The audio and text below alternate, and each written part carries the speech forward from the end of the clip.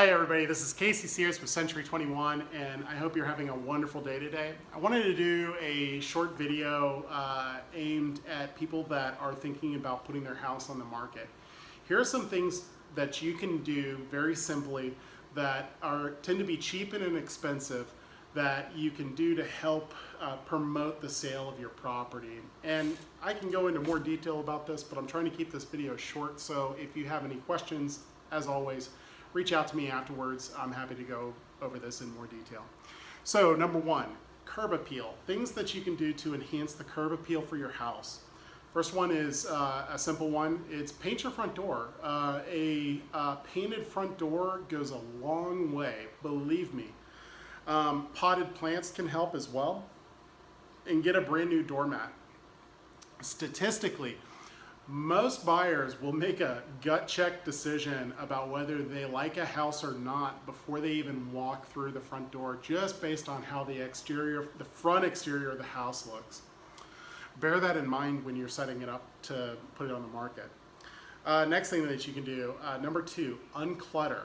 So space and storage is something that tends to be very high on most buyers' checklist when they're going through houses. One thing that you can do to improve, to minimize any sort of negative response is closets that you have, make sure that they're organized. It's okay that you got stuff in your closets, but make it look organized and make it look like it's well put together. That'll minimize, if a buyer walks in and they see an unorganized closet, they're gonna start to kind of go through a mental math that there may be storage issues with that house, and that's something that we'd like to avoid if we can.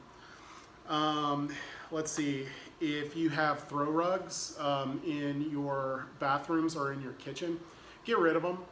They're nice and useful for when you're in there using that space, but they do tend to clutter up the area a little bit. And I always like a bathroom or a kitchen without throw rugs. It just tends to make the place a lot more less cluttered. If you have an office space or you have a place that you work, or if there's a kitchen table where you tend to do bills and stuff like that, mail, get rid of all that paperwork. Buyers tend to be polite in regards of they don't want to spy on your stuff. If you have an office, for instance, and you've got a bunch of personal paperwork that's out or business paperwork that's out, they'll actually, believe it or not, avert their eyes. They're uncomfortable looking at it, which means that that's gonna prevent them from doing what we want them to do, and that's look at the space. So please, stuff like paperwork, please, find a place where you can store that out of sight, out of mind. Same goes with clothing. If you, please remember that before any showings to remove any discarded clothing or unmentionables. Even if you've got like a chair in your bedroom or something that happens to like have a hung pair of pants on it or something like that. That stuff should be in the closet or a waste hamper or in the laundry. One of those three spaces, definitely not on the floor, not on the bed, not on any seating that is any of those spaces. For the same reason, buyers tend to be polite, and seeing unmentionables in a bedroom or something like that could distract them from looking at what we want them to look at, and that's the room itself, not your unmentionables. Let's see. Make repairs. This is a good one, and this is something that you'd have to take in consideration, the cost of those repairs, but these are a few simple ones that tend to be less expensive than others. First is broken windows. If you've got a broken window, go ahead and pay the few $100s that it costs to repair that broken window, because in the end, that could save you from losing several $1,000s in negotiations because of it. Another thing is leaky faucets. Again, a very cheap, inexpensive thing that you can do. Is repair leaky faucets. There are areas where the paint on the walls could be touched up. That is yet another pretty inexpensive thing, but do make sure that you're touching up with the correct color paint. The worst thing in the world is to be touching up with the wrong color paint, and then all of a sudden you've got walls that have splotches on them. and it will start to look like a cheap kind of paint job. Make sure your furnace works.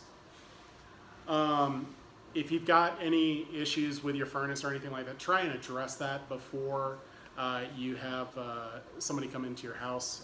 And also, if you have any plungers that you leave out for the toilets, please make sure that the plungers are removed out of sight. Buyers will come in, they'll take a look at plungers, and then they will think that there's some sort of issue with the toilet, some sort of drainage issue that can occur. So, and then most of the time, plungers are unsightly anyway. Fresh paint and bedding. If you've got a couple walls in your house that are accent color, you might want to consider moving those walls to a neutral color. You don't want to go too gray or too white. Agreeable gray is a very popular color in new construction. Just do a Google search for agreeable gray and you'll see what I'm talking about. The danger with agreeable gray and white is if you go all agreeable gray or all white, it can make the interior of the house look too sterile. It's too clean. It's not warm enough. That is something that you can consider, but definitely if you've got red or blue accent walls, you might want to consider really moving those to a neutral kind of taupe color or beige. And then with your bedrooms, or your bedspreads and sheets and stuff like that, when you're selling a house, now this is the time to get that brand new bed set, put it on the bed, make it look as sharp as possible. The beds are the centerpieces for bedrooms. It's a relatively cheap buy, and it's something that can really accentuate how nice a bedroom looks. And then moving on to de-personalize, and this will be my final item at number 5. Be careful to remove personalized items. If you ask any interior designer, not so much interior designer, but any stager that's out there, you want to be removing as many personal items as you can from the space. The idea is that when buyers are coming into the house, we want them to imagine themselves in your space, and any time that they see a personal item belonging to the owner, it can remove that suspension of disbelief. Also, stuff like toothbrushes, if you have quirky collectibles, that's something. I've been in plenty of places where we'll go down into the basement and the seller will have a whole wide range of just some really crazy stuff that they've collected, and it's really cool, to look at. And that's the problem, because when you're looking at that stuff, that's a distraction from the space, and that's something that we'd like to minimize. Anyway, I hope that's helpful, and I will talk to you soon, and thanks a lot. Bye.